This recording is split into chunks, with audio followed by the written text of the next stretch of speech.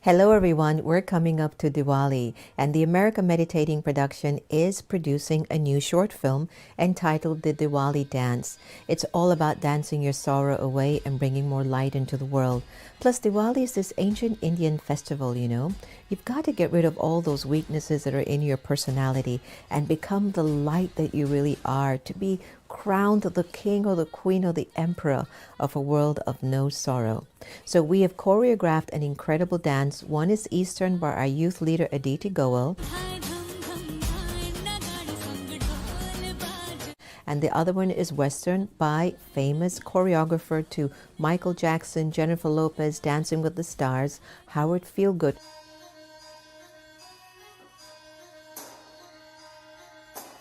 For the Westerners who move a little bit slower, go to americameditating.org and sign in and be a part of our short film production. I really hope you can join us to do the dance because we're going to be doing it to one of my all-time favorite Bollywood songs. Please join us, the Diwali Dance short film. I'll see you soon. Hi everyone, welcome to Wise-ish. I'm your host, Sister Jenna, and I am so thrilled and excited to get going with our Diwali dance. So please, I'm asking you, go to americameditating.org, sign up and be a part of our Diwali dance Zoom production. And even I am practicing to move my two left feet to eradicate all my own stuff and my own issues. I want to get rid of all my weak thoughts, negative thoughts, waste thoughts, and celebrate the true Diwali, which is the light of the soul. But I can't celebrate Diwali if I'm focused on waste thoughts. Waste thoughts, WTP, write that down. Waste thinking pattern. Waste thinking pattern. You've got some WTP going on? Did you wake up this morning with WTP? Are you planning to spend the whole day in WTP? Sounds like a song, doesn't it? WTP. WTP. Waste thinking pattern. Hold that for a moment. I might be jesting with you, but it's really serious because WTP, waste thought patterns, are actually the reason why we're not internally, emotionally, spiritually as strong as we want to be. Sometimes we think it's the big things that have taken a toll on us. It isn't. It's the little things that are stripping us of our power. Little thoughts such as, oh, now what's he doing now? Well, who does she think she is? Well, didn't they see me coming in the first place? Or, oh, they don't like me. Or, this always happens to me. Oh, when am I going to get a break? Why is it always like this? Oh, I get so angry when he does that. Or, dear God, help me, the kids are driving me crazy. Whatever might be the thoughts during COVID pandemics and lockdowns. Europe is now locking down again for the second time. I don't know what's happening to the US. Imagine what kind of a thoughts we must be going through. Elections are pending. Nominations are happening without the vote of the people. Can you imagine all the thoughts that are happening in people? And if we don't have ourselves anchored in the right understanding of our potential and power, what is leaking out of us? If I have gotten addicted to waste thinking patterns, waste thoughts, when am I ever going to claim my power back? When am I ever going to find the strength to rise up? Are you that person who lacks trust in the self, and so it's very hard for you to believe that others really can help you? Or it's very hard for you to not be suspicious? I remembered a girl that I had met many years ago, and I always loved the way she looked at me. She would look at me. I don't know if I can repeat it, and I'm not able to see myself as I do this, but I'm going to try to emerge her consciousness, and hopefully it'll get projected on screen. But she used to look at me like this, like, and I used to always look at her and wonder, she's so suspicious, like she doesn't trust anyone. It's like that waste thinking pattern had become her norm, everyone. How many of us have rooted ourselves in such a consistent, deep thought pattern that is actually draining our powers? How many? This morning, while I was making coffee before coming to be with all of you, I was walking from the kitchen to the other room, and I found myself wondering about, how do I pull myself out of a hole? And how should everyone do it? And I asked the question because what had come up was a story about individuals who were blaming a particular situation in society, and they were waiting for something outside of them to actually change so they could help themselves. And I remembered something my friend Carolyn Mace had said: liars don't heal. And somehow that really touched me really deeply. Because let's say, for example, I have a wish to be the happiest person on the planet. And I declare that for myself. But everything gets on my nerves, right? It means I don't believe it. I don't trust that. And maybe what has become my WTP is the fact that I'm actually not happy. And where my root thought is anchored in is that I just want to stay miserable in this unhappiness. Even though I'll tell people, I want to be happy. I want to be happy like him, like her. I want to be happy like that person. Well, if you really wanted, and I'm about to speak a deep truth that is even personal to me. It's not about happiness or all of that. But let's say it's something that you wish for, or something you even envisioned as a child, that when you were young you envisioned yourself playing out a particular role or part, but marriage got in the way, kids got into the way, the economic insecurity got into the way. Maybe it was a health crisis. Maybe you just got distracted by getting into a relationship that was toxic or took a lot from you. And during the pandemic, now you're remembering, when I was young, I wanted to play the piano. Well, let's just say you used to envision being one of the best piano players ever, but you never got to it. You never got to it. Well, guess what?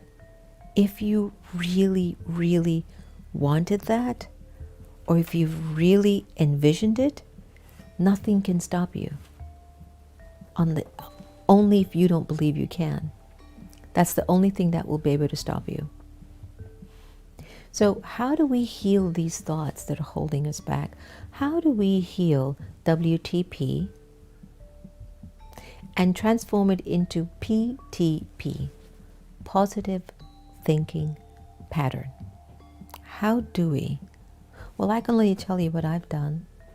I start to write down what I feel, my confirmations and my affirmations and my envisioning of who I feel based on my personality, who I feel this soul will and can evolve into. It's just an observation. And as I write it sincerely, I pause within my writing and I ask, Jen, do you believe this will be you? Or that this is you? Or are you being influenced by something else that you've seen out there that you think you should be? Big question to ask the self. And your first initial thought will be your purest of thought. So start with journaling. The second thing I'd like you to do is throughout the entire day at least 8 times. And if you can't do 8, start with 1. Every hour in the hour, confirm what you wrote in your journal about your vision and your envisioning of yourself. Even if it just takes 5 seconds, 10 seconds, it will eventually accumulate as a conscious energy into your personality. And your PTP will eventually gain more power over your WTP. So first, journal what you feel is the envision of who you are really sensing that you were to be, will be, can be. Second, every day until it manifests, every day contribute repeating that inside of your head, writing it back down, speaking it on your voice message on your phone, playing it back, text yourself the confirmation that you are that. And it's not about material possession, it's more about, for me, the quality of my character, the quality of my spirit means the most to me than anything else, because from that place, anything I will emerge. Now, each person has their own way of doing things. For me, it has to come from deep within my personality. I really wish for my personality to be so pure, so beautiful, so loving, so kind, so joyful, so truthful, so wise, so gentle, yet so strong. These are the things that I envision and see for myself. So whether it's cooking, I'll bring all of that into cooking. Whether it's speaking on a stage to 100,000 people, I'll put all of that in the speaking. Whether it's just saying hello to somebody that I've never met before, I'll bring all of that in it too. So you have to decide what you want for you. So I thought that I'd just focus a little bit on how to heal our thoughts and giving and offering those 2 simple steps. I'm sure they will make a very, very big difference in your life. And I hope you enjoyed your Wise-ish segment today. And we want to look at what your blessing is for today. Today your blessing is you are a true server and you do very, very incognito service, but you do it at a fast speed because you pay attention by remaining in solitude and staying stable. Beautiful. Now look, those blessings will always come true. It's a matter of how you receive them. So I hope you like them. Remember, no one can take away your happiness, dear ones. You have to give them permission. And we really are here to love each other the same. So let's do that. Don't forget, get in touch with us for the Diwali dance production, because I'd love to see you and I'd love for you to be a part of it with us as well. But do take care, be well, and become a little bit more wise-ish. Thank you for joining us.